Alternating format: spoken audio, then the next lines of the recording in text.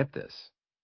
Studies show that older adults who maintain even just three close social connections have a 50% lower mortality rate compared to those who are isolated. It's not about having a huge social network. It's about having meaningful connections. Well, that certainly puts things in perspective when we think about quality versus quantity in social interactions. You know what else is fascinating? The role of cognitive engagement. Research indicates that older adults who engage in regular social conversation show a 23% slower decline in memory function compared to those who don't. It's like social interaction is exercise for the brain. That makes me think about how we might need to adjust our communication styles to maximize these benefits. Exactly. And recent studies have shown that using what they call elder speak, that condescending, simplified way some people talk to older adults, actually decreases cognitive function and increases resistance to care. Communication might seem simple, but research shows that 93% of what we convey comes from tone and body language rather than words alone. Today, we're exploring how this transforms the way we connect with older adults. That's such a striking statistic. How does this play out in real world conversations? Well, it's fascinating because active listening involves this intricate dance of verbal and nonverbal cues.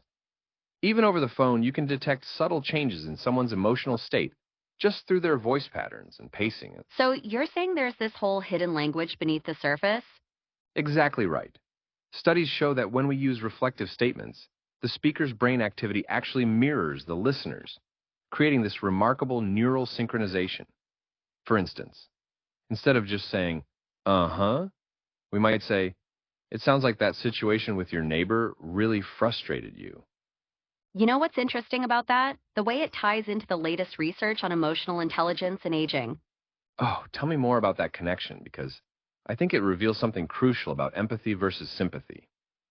Well, recent studies from Stanford show that emotional intelligence actually increases with age, making older adults particularly receptive to empathetic communication.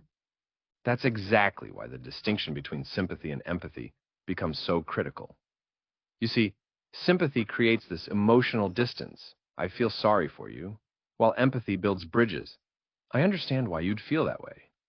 The research shows this difference can literally impact health outcomes.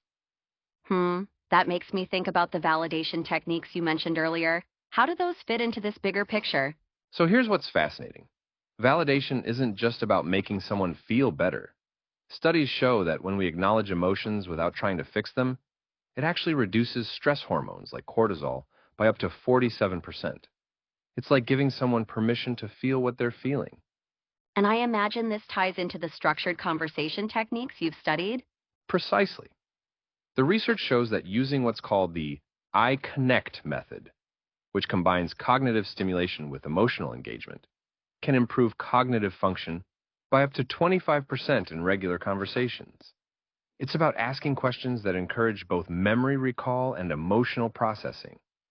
That's remarkable. How do you see these techniques evolving as our population ages?